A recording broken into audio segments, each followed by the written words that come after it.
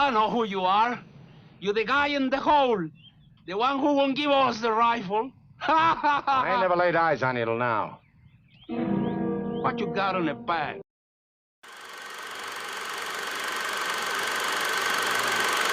Hello to all the classic people that are returning. I'm glad you're back. I want to welcome any new visitors. As a technical note, references and citations are listed for each show on the site at classicmovierev.com. Today on the Classic Movie Review Podcast, we are taking on the marvelous movie, The Treasure of the Sierra Madres, 1948. I always like to return to Humphrey Bogart for the special numbers, and this 200th episode is no exception. This is a great movie, and there is not much here that I don't like. Bogart is amazing as he descends into madness. Walter Huston is miraculous as the old prospector, a role that earned him a Best Supporting Oscar. What I like best about his performance is that he was not the slick, well-dressed character I most often associate with Walter Huston. With that being said, this movie has a bad guy that is worth having. Mexican actor Alfonso Bedoya played the role of Gold Hat. Gold Hat was a superb bandit because that was his whole motivation. No need for a backstory. This movie is rated a very respectable 8.2 on IMDb.com. It is equally respected on RottenTomatoes.com with 100% on the tomato meter and 93% audience approval. This movie is number 30 on AFI.com's list of America's greatest films. The great film critic Roger Ebert said of the film, it, quote, is a story in the Joseph Conrad tradition, using adventure not as an end in itself, but as a test of its characters. It involves moral disagreements between a wise old man, a paranoid middle-aged man, with a young man forced to choose sides. It tells the story with gusto and Huston's love of male camaraderie, and it occasionally breaks into laughter. Some funny, some bitterly ironic. It happens on a sun-blasted high chaparral landscape, usually desolate except for the three gold prospectors, although gangs of bandits and villages of Indians materialize when required. At the end, it has Bogart in a delirious mad scene that falls somewhere between King Lear and Greed, unquote. Great director John Huston wrote a screenplay from a 1927 book of the same title, written by the mysterious B. Travin. He also directed the film and appeared early in the movie. John Huston won an Oscar for Best Director and Best Writing Screenplay to go with the one his father won. Let's get going on all these great actors. Right, and I'm a Shakespearean actor. Humphrey Bogart plays down-and-out American Dobbs, who is on a greed-fueled trip to insanity. Bruce Bennett played Cody, a man who tries to join the party. The great Humphrey Bogart and Bruce Bennett were covered in Sahara, 1943. Film director John Huston was uncredited as a white suit-wearing American in Tampico that Dobbs continues to put the touch on. Tim Holt played the role of Curtin, the younger man torn between Dobbs and Howard. I get the name pun now. Holt was first covered in Stagecoach, 1939. Barton McLean played McCormick, a scammer. McLean was first covered in Episode 100, The Maltese Falcon, 1941. Pat Flaherty had a small role as a customer in the bar that warned Curtin and Dobbs about McCormick. Flaherty was covered in Key Largo, 1948. Jay Silverheels played an uncredited Indian guide. The future Tonto was covered in Key Largo, 1948. Walter Huston played the role of old-time prospector Howard. Huston was first covered in The Shanghai Gesture, 1941. One of the most interesting characters in this movie was Gold Hat, played by Alfonso Bedoya. Bedoya was born in 1904 in Mexico. Bedoya lived a transitory life in Mexico but ended up in Houston, Texas. He was being educated in a private school but left to work odd jobs. His family had him return to Mexico, where he became a successful actor in the Mexican film industry. Bedoya's first big American movie was the John Huston-directed The Treasure of the Sierra Madres, 1948. He delivered one of the most iconic and most often misquoted movie lines of all time. He had a successful career in American films, appearing in westerns such as Streets of Laredo, 1949, The Stranger Wore a Gun, 1953, and The Big Country, 1958. He even showed up in a film noir, Border Incident, 1949. Sadly, Bedoya died at the young age of 53 in 1957. From a very minor role as the Mexican boy that sells the winning lottery ticket, Robert Blake went on to become a major star. Blake was born in New Jersey in 1933. At the age of 5, he started working on the Our Gang comedies. In 1940, he expanded to other child roles. He generally stayed active except when he was in the military from 1954 to 56. He had good parts in Pork Chop Hill 1959, Town Without Pity 1961, and PT 109 1963. He received a lot of attention for In Cold Blood 1967. This was followed by Tell Them Willie Boy Is Here 1969, then A Motorcycle Patrolman in Electric Glide in Blue 1973. Blake had a popular detective series, Beretta 1975 to 78. After that, he kept busy but wasn't setting the world on fire. At one point, he took 8 years off to deal with personal demons. In 2001, he was charged with the murder of his wife. Blake was found not guilty, but most of the money was spent on defense. Blake is still alive. Story. Let me explain. No, there is too much. Let me sum up. The story begins in 1925 in Tampico, Mexico. There is a minor oil boom, but work is still hard to find.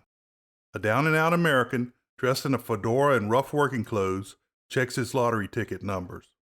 This outfit is said to be Steven Spielberg's model for the Indiana Jones look from Raiders of the Lost Ark 1984. The American, Fred C. Dobbs, Humphrey Bogart, has lost again. He shuffles off into the busy city. He begins panhandling wealthy-looking Americans. He also considers picking up a cigarette butt thrown in the street until a Mexican street child beats him to it. A white-suited man, uncredited John Huston, gives him some pesos for a meal. Dobbs buys a meal and some kind of smokes. In the food stand, a small Mexican boy selling lottery tickets, Robert Blake, approaches Dobbs about buying a ticket. Dobbs is really rude and threatens to douse the boy with water. The boy keeps reducing the ticket size until he throws water in the boy's face. Finally, Dobbs buys a 20th of a ticket for 20 centavos and has lucky 13. Dobbs goes to the plaza to rest and meets a young American, Curtin, Tim Holt. They are both so broke they can't leave town. Dobbs sees an American getting his shoes shined and puts a touch on him. It's the same white-suited man. This time, Dobbs gets a shave and a haircut. The white-suited man comes by again, and Dobbs puts a squeeze on him again. This time the man says this is the third time that Dobbs has asked for money. Dobbs says he never looked at faces, only hands and money. Such impudence never came my way. Early this afternoon, I gave you money. While I was having my shoes polished, I gave you more money. Now you put the bite on me again. Do me a favor, will you? Go occasionally to somebody else. It's beginning to get tiresome. Oh, excuse me, mister. I never knowed it was you. I never looked at your face. I just looked at your hands and the money you gave me. Beg pardon, mister. I promise I'll never put the bite on you again. This is the very last you get from me. Just to make sure you don't forget your promise, here's another peso. Thanks, mister. Thanks. But from now on, you have to make your way through life without my assistance. Later that night, Dobbs is panhandling outside of a bar. An American, Pat McCormick, Barton McLean, comes out and Dobbs puts the bite on him. McCormick says he won't give him anything, but he has a roughneck job on an oil rig that pays $8 a day. Dobbs and McCormick go to the ferry. Curtin is already aboard. They travel into the jungle where they get to work building an oil derrick.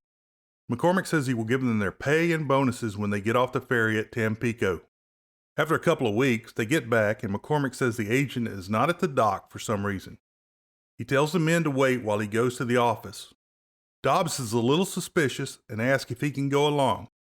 McCormick gives him some money and tells him and Curtin to meet him later at the Café Madrid. Several hours later, Dobbs and Curtin are waiting in the bar for McCormick. An American customer, Pat Flaherty, tells the two that McCormick never pays off.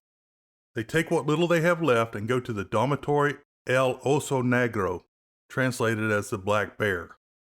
It's a kind of a flop house, YMCA, middle-aged hostel thing.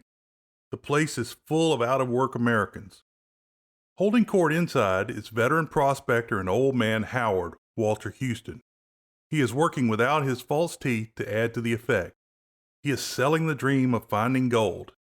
Say, answer me this, will you? Why is gold worth some $20 an ounce? I don't know, because it's scarce. 1,000 men say go searching for gold. After 6 months, one of them's lucky. 1 out of the 1,000. This find represents not only his own labor, but that of 999 others to boot. That's 6,000 months or 500 years, scrabbling over mountains, going hungry and thirsty. Ounce of gold, mister, is worth what it is because of the human labor that went into the finding and the getting of it. He says gold makes men a little crazy.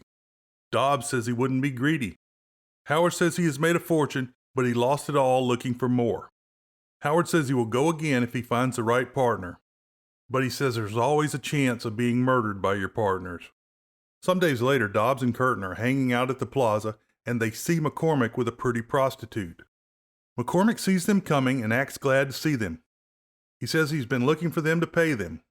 He takes them into a bar for a drink, and he says he hasn't been paid yet and can't pay them. Curtin says he wants all the money. McCormick gets a bottle and hits Curtin and punches Dobbs. McCormick tries to escape, and the two men overpower and beat him. When McCormick is down, Dobbs takes the $300 they are owed and leaves the rest. They pay for the drinks before they leave. They go to the plaza to wash in the fountain, and Dobbs starts selling Curtin on the idea of going gold mining. They decide they will talk to Howard about the gold expedition. They meet with Howard, and he has 200, and the other two have 300. Howard says they will need another 100 for all the provisions and guns. He says they will need guns because they will be in bandit territory. The lottery kid comes in and asks for his 10% part of Dobbs' winning. Dobbs is mean at first and doesn't realize he has won the lottery. Dobbs has won 200 pesos and stakes Curtin for the money he is lacking. The two shake hands as partners, and Howard watches. The trio travel by train into the interior of Mexico. The men discuss their plans on the way. Suddenly, the train is attacked by bandits. The three men aid in the defense of the train. They fight the bandits off with the aid of soldiers. Dobbs is fascinated by the bandit leader Gold Hat, Alfonso Bedoya, and wishes he had shot him. The train gets going again, and Howard thinks he has found an area for them to search. North of Durango, they buy their supplies in burros. The burros are branded, and the information is recorded. The burro broker tells the three men in Spanish that they are heading to a very dangerous and harsh area. Dobbs and Curtin trail behind Howard, who acts like he's on a spring walk, while the other two struggle up the Sierra Madre's mountains. Dobbs decides Howard is part goat. Remember what you said back in Tampico about having to pack that old man on our backs? That was when I took him for an ordinary human being, not part goat. Look at him climb, will you? What gets me is how he can go all day long in the sun without any water. Maybe he's part camel, too. He then finds an iron pyrite rock. They get crazy happy and start pouring water on the rock. They call Howard back, and he tells them what they have found is fool's gold. Full of gold. Veins of it. This stuff wouldn't pay a dinner for a carload. Well, it ain't gold. Pyrites. Fool's gold. Oh, not there ain't plenty of the real stuff hereabouts. We walked over it 4 or 5 times. The place yesterday that looked like rich diggings, but the water for washing the sand was 11 miles away, too far. And the other place, well, there wasn't enough gold to pay us a good day's wages. Hey, next time you fellas strike it rich, holler for me, will you, before I start flashing water around. Water's precious. Sometimes it can be more precious than gold. He says they have crossed 4 or 5 areas where there was gold, but it was either too far from water or not densely packed enough to make it profitable. He does tell them to ask him first before they waste their water, because sometimes water is more precious than gold. They continue their trek through heat and dust storms. They have to hack through tropical jungles. Dobbs looks like he is dying, and Curtin isn't much better. Howard is up eating beans and playing his harmonica. The next day, Howard examines the ground as Dobbs and Curtin come in behind and collapse. Dobbs wants to give up and go back. Howard starts mocking the two, and Dobbs threatens to kill him with a rock. Curtin restrains Dobbs, but Howard tells them they would never make it out without him. Then he starts laughing and dancing the happy gold jig. He finally tells them that they are standing on gold, and all they need to do is go up the nearby mountain to find it. Howard teaches them how to find gold, and they establish a dig site. They place their base camp below so they can pretend to be hunters if they are found. They build a gold sluice and start the hard work. After a bit, they have about $5,000 worth of gold. Dobbs wants to divide it up right away, and Curtin says he can wait. Howard says he is the most honest, but Dobbs thinks he has a devious mind. They decide to divide up the gold, and each man has to hide his own. As they divide the gold, Dobbs has crazy eyes. but Curtin has wondrous eyes. They continue to work hard, picking, dragging, and sluicing. One day a timber gives, and Dobbs is buried by a cave-in. Curtin has second thoughts about saving him before his better nature sends him into the cave to rescue Dobbs. Howard wants to own a store with his money. Curtin wants to own a peach orchard. Dobbs, who is looking wild, only has plans for a day or two, like clean up, eat, and find a woman. Howard tells them they should set their goal at $25,000, but Dobbs wants to go for at least $75,000. Dobbs even calls out Curtin now for not putting up a full share. One night, a puma howls in the distance. Dobbs wakes up and sees that Howard is missing from the tent. He goes out and finds Howard coming back from checking on the burros. Curtin gets curious and goes out looking for Dobbs. Dobbs comes back to the tent and is suspicious because Curtin is out alone. Both men have checked their gold hiding places. Dobbs is getting worse and talking to himself about protecting his gold. Curtin and Howard notice that he is acting crazy. Dobbs is getting paranoid and thinks the other two are teaming up against him to steal his gold. Curtin sees a Gila monster go into a hole. He starts trying to pry the rock up. Dobbs catches him and pulls a gun on him because he thinks he's trying to steal his gold. Curtin says if you don't believe there's a Gila monster under there, go ahead and stick your hand in the hole. So you stick your hand in and get your goods out. Go ahead. Sure I will. Don't you try any bad moves. Don't worry, I'll stay right where I am. I want to see this. Reach in and get your goods. If you don't, we'll think you're yellow, won't we, Howard? They never let go, do they, Howard, once they grab onto you? Cut them in two, the head will still hang on till sundown, I hear. By that time, the victim doesn't usually care because he's dead anyway. Finally, the two others jump on Dobbs and get the gun away from him. Howard turns the rock over, and the Gila monster is there along with Dobbs's gold. Curtin makes a trip into town, and the federales have caught two bandits. In the crowd watching is a tall American, Cody, Bruce Bennett. Cody goes to talk to Curtin and tries to get info. The bandits are taken to the cemetery for execution. Curtin says he is a hunter, and Cody asks about pay dirt. Cody asks twice to go along, but he is turned down. Curtin makes it to camp and says Cody is trailing him. They discuss what they will do if Cody shows up. As they talk, Cody walks out of the dark into the camp. You sure he was trailing you, are you? Absolutely. How come? Because there he is. Dobbs is pretty hostile, but Howard feeds him. Dobbs keeps running his mouth. Cody says there is not enough game for hunters, and he knows what they are up to. The trio has another meeting about Cody, and they decide to take turns watching him with their guns at the ready.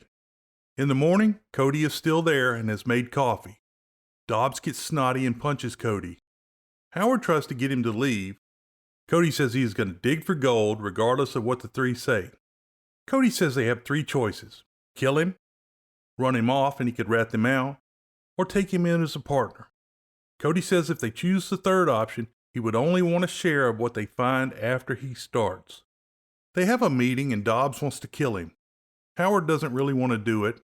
Curtin makes the choice to kill him. All three draw their guns and head for Cody. Cody sees that they have chosen murder. He then points out that there are bandits down in the valley. The four men decide they will work together and defend the camp against the bandits. Cody sees about a dozen bandits heading up the trail. They eat, take their fighting positions, and wait. Goldhat and his team of bandits stop just in front of the ambush, thinking the camp is abandoned. One of the bandits climbs near Dobbs and he yells, "Alto, stop." Goldhat comes forward and says in English the famous badge line. Oiga, señor, we are federales. You know, the mountain police. If you're the police, where are your badges? Badges? We ain't got no badges. We don't need no badges. I don't have to show you any stinking badges. He then says he wants the guns. Dobbs shoots a hole in Goldhat's gold hat. Goldhat talks to the men and says he wants to trade for the guns. Howard shoots a warning shot. The bandits act like they are leaving, but they turn and attack. They have a gun battle and kill a few bandits. Then the fighting suddenly stops. The gold miners find out that Cody has been killed. The bandits open up again on the original three. The bandits start building rolling barricades and then suddenly ride out. Dobbs gets up to see what is happening, and he sees that the real federales are chasing the bandits away. Now safe, the three miners examine the belongings of Cody. They find 200 pesos, a picture of a woman, and a letter from her. He has a son, and the family owns fruit trees. They bury Cody. Later, the gold starts to run out. They have about $35,000 each. Dobbs suggests they pack it in. Howard explains they need to break down the camp and put the mountain back like it was before they came. Repairing the wound in the mountain is a thanks for the wealth the mountain has given. Oh, we got upwards of 35,000 apiece, and I tell you, we ought to be plenty thankful. Let's call it quits and pack up and leave. And the sooner the better as far as I'm concerned. I don't want to keep that dame waiting, whoever she is. Take another week to break down the mine and put the mountain back in shape. Do what to the mountain? Make her appear like she was before we came. I don't get it. We wounded this mountain. It's our duty to close her wounds. It's the least we can do to show our gratitude for all the wealth she's given us. If you guys don't want to help me, I'll do it alone. You talk about that mountain like it was a real woman. She's been a lot better to me than any woman I ever knew. They finish and load their gold onto the burros. Following Howard's lead, they all say goodbye and thanks to the mountain. In the camp, Howard is playing the harmonica. Curtin wants to give a fourth of their take to Cody's widow. 4 Spanish-speaking men show up at the camp. Howard makes sure they get coffee and tobacco. The men return the favor with some of their own tobacco. Howard says they are Indians and they don't usually come right to the point. Finally, one of the men tells of a small boy that has drowned, but he is in a coma. Howard agrees to go look at the boy. He leaves his gold with Dobbs and Curtin. In the village, Howard uses some kind of arm lift method, drops of tequila in the mouth, and damp rags to revive the boy. It's like a miracle to the Indians. They revere Howard like a medicine man. The next day, Howard is back with Dobbs and Curtin. He says he used some old Boy Scout tricks to revive the boy. Artificial respiration did it, and a few Boy Scout tricks. I think it was more shock than drowning. He hadn't swallowed much water. Maybe he was stunned while diving. The 4 Indians from the previous night come and tell the miners that they must come to the camp with them. Dobbs tries to run them off, and machetes are pulled. Howard agrees to go, but he has to leave his gold with the other 2. Howard says he may marry one of the Indian women and stay in the village. Dobbs and Curtin continue to Durango, and Dobbs continues on his downward spiral of greed and paranoia. Dobbs fusses about Howard's burros and everything else. Finally, he and Curtin get into an argument about who is the boss. That night, Dobbs rocks back and forth, laughing like he is crazy. Dobbs says they should go to another town and cut Howard out of his gold. I was just thinking what a bonehead play that old jackass made when he put all his goods in our keeping. What do you mean? Figured let us do his sweating for him, did he? We'll show him. What are you getting at? Oh, man, can't you see it's all ours? We don't go back to Durango at all, savvy? Not at all. I don't follow you, Dobbsy. Oh, don't be such a sap. Where did you ever grow up? All right, to make it clear to a dumbhead like you, we take all his goods and go straight up north, leave the old jackass flat. You aren't serious, are you? You don't really mean what you're saying. Fred C. Dobbs don't say nothing he don't mean. He thinks Curtin wants to steal all of the gold. Dobbs pulls a gun on Curtin, but Curtin gets the jump on him and disarms him. He gives him the gun back without any bullets. Now it comes down to a contest of who can stay awake the longest. Of course, this only increases the paranoia. On the second night, Curtin falls asleep, allowing Dobbs to get the gun. Dobbs looks like a devil backlit by the fire. He takes Curtin away from camp and shoots him twice. However, Curtin is still alive. Later, Dobbs goes back to check with a torch and he believes Curtin is dead. Dobbs sits by the fire, rationalizing the murder and planning to bury Curtin in the morning. Conscience. What a thing. If you believe you got a conscience, it'll pester you to death. But if you don't believe you got one, what can it do to you? Makes me sick, all this talking and fussing about nonsense. The flames from the fire rise and it gives the appearance that Dobbs is consumed by the flames. Some of the Indians are working in the woods at night and the wounded Curtin crawls up. Dobbs loads all the gold and decides not to bury Curtin. He never goes back to look at the body, so he doesn't know it's missing. Dobbs is still worried about the body. He finally runs back and finds it gone. He convinces himself that a jaguar has carried Curtin's body away. Howard is living the high life in the Indian village. He is being fed and cared for by young village women. They bring Howard to the wounded Curtin. Howard cares for the man that only has a hole in his arm. Howard says that Dobbs is not a bad man, but there was too much temptation with the gold. Howard, Curtin, and a group of Indians head out after Dobbs on horseback. An uncredited Jay Silverheels is in the group somewhere. They find a dead burro, and up ahead, Dobbs is suffering from lack of water. While director John Huston was on location in Mexico, Jack L. Warner viewed the daily rushes and screamed, quote, "If that SOB doesn't find water soon, I'll go broke," unquote. Dobbs is covered with dirt when he sees a stagnant pool of water. He pushes ahead of the burros and dips his whole face into the water. Then he sees the reflection of Goldhat in the water standing behind him. Goldhat has a couple of men with him. While Goldhat gets a smoke from Dobbs, the others stand by. Finally, Goldhat says he knows Dobbs from someplace. They start trying on his gear. One of the men confirms that Dobbs is alone. Goldhat remembers Dobbs from the shootout. I know who you are. You're the guy in the hole. The one who won't give us the rifle. I ain't never laid eyes on you till now. What you got on the bag? He begins looking at the hides on Dobbs's burros. Dobbs pulls out his gun and the bandits begin closing in on him. He fires but is out of bullets. Goldhat laughs and grabs a machete. He chops at Dobbs. Scenes were shot of Dobbs's head flying off and landing in the water, but they were edited out as too graphic. So they show the first chop a second time. In the background, the water is bubbling where the fake head rolled in. The bandits begin fighting among themselves, and the burros run to some abandoned buildings. The bandits dump the bags of gold dust, not recognizing it for what it really is. The bandits take the burros and the hides into town to sell. A small boy recognizes the animals and gets the burro broker. It is clear to the villagers how they got the animals and the used clothes they are wearing. Villagers with guns and machetes surround the bandits. They capture the bandits and lock them in a cell. Later, the bandits are made to dig their own graves. Federales have assembled for the execution. Goldhat stops everything for a minute while he gets his hat. ¡Empie! ¡Carguen! ¡Armas! Mi subteniente, ¿me deja agarrar mi sombrero? ¡Dámelo! ¡Apunten! Later, the hat is shown blowing away. When Howard arrives, he asks if there is more than just the hides. A small boy tells them that the bandits thought the gold was bags of sand to make the hides weigh more, and they dropped them at the convent ruins. Curtin, Howard, and the Indians ride out to the ruins in a windstorm that was provided by engines of planes from the Mexican Air Force. Howard finds the bags, but all of the gold is gone. He gives a good belly laugh, and finally he gets Curtin to laugh along. Oh, laugh, Curtin, old boy. It's a great joke played on us by the Lord or fate or nature, whatever you prefer. But whoever or whatever played it certainly had a sense of humor. The gold has gone back to where we found it. Oh! Howard decides to go back to the Indian village where they have invited him to live as a respected medicine man. Howard says Curtin can have his share of the burros and hides if he will go to Texas and see the widow that owns the fruit orchard. They say their goodbyes and ride in different directions.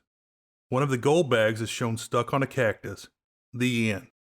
You know, in reality, that would be a hard conversation with the widow in Texas. You see, I was going to murder your husband, but we were attacked. I'll be right back with conclusions and the world-famous short summary following a word from our sponsors. I've talked about the badges line a few times.